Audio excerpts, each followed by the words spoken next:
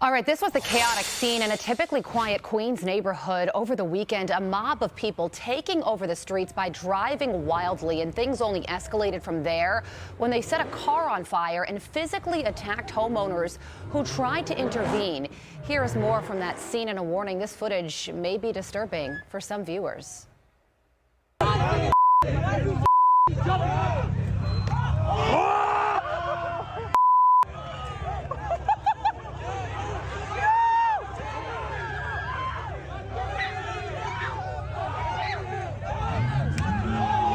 Yo, chill. And as that violent unrest carried on, residents were apparently told to call a quality of life team and not the NYPD, leading to some major questions over what is to come once the next mayor takes office. Joining me now to discuss is former New York City Republican Councilman Joe Borelli. Joe, it's good to see you. So this all happened at 2:30 a.m. on Sunday, and some of the residents who tried to intervene were beat up, one so badly that this mob broke his rib and nose and even punched his wife. Who are these people and why is this happening? Yeah, it's unfortunate that even people who try to correct this behavior end up worse in this situation. But this is sort of a new trend. We're seeing this happen on TikTok and Instagram and social media, where people sort of take over a street and do all sorts of dangerous car tricks just to get attention. Unfortunately, this incident escalated beyond that when this neighbor came out and said, "Hey, maybe you don't want to cause a ruckus in front of my house at 2:30 in the morning." But this is sort of the lawlessness that we could expect to see when police departments are defunded, when recruitment is down, when the number of overall officers decreases, because their work calls to the police department that night. And unfortunately, the precinct that covers this area simply did not have enough officers to respond. They were responding to what they thought was more pressing incidents nearby, and it took an extra time for it to be addressed as what it was, which was an assault on a neighbor. Yeah, here's the quote from Vicky Palladino, who represents this area. She said on X, response to this incident was less than ideal. Residents reporting the incident to 911 were told that quality of life teams and 911 should handle the situation.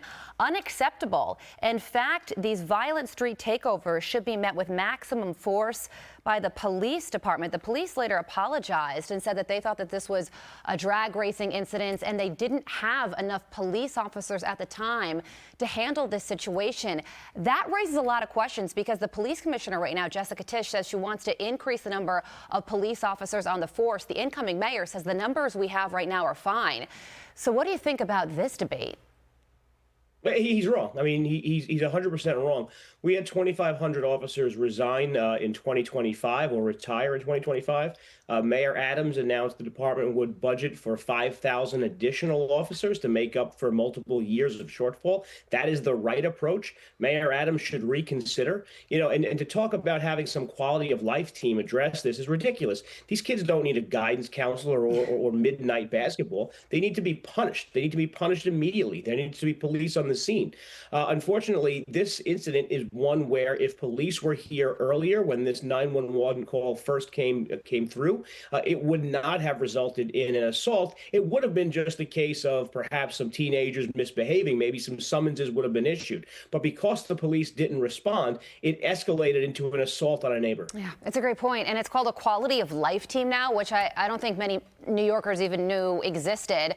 But Mayor-elect Zohran Mamdani also wants to create this department of community safety where social workers respond to some crimes, shifting responsibility away from the police department. So could we see more of this type of response? And is this the right plan to keep New Yorkers safe? Yeah, look, Carly, we certainly fail on the second responders, the people who come after the police, the children's services, the domestic violence counselors. We're not doing a good job following up after those incidents. That's 100% accurate. Mayor Mamdani is right to focus on that. The problem is he wants those people to be the first responders. We know domestic violence incidents are some of the most dangerous incidents police officers respond to, and we would never want to jeopardize their safety, the jeopardy of the victim, and even the safety of the attacker in some cases, by having a community safety officer respond. We should have the police respond as they do and then make an assessment on what the follow-up should be, not vice versa. It'll be too long long before we can get an armed police officer there should things go wrong, if one of these, community social workers show up, without a police officer. Yeah, it's remarkable footage. I mean, this quiet Queens neighborhood ended up looking like a war zone on Sunday night, and these poor residents just had to deal with it. And when they tried to intervene, they got beat up as a result. Former New York City Republican Councilman Joe Borelli, thank you for joining us this morning to break it all down. Thank you.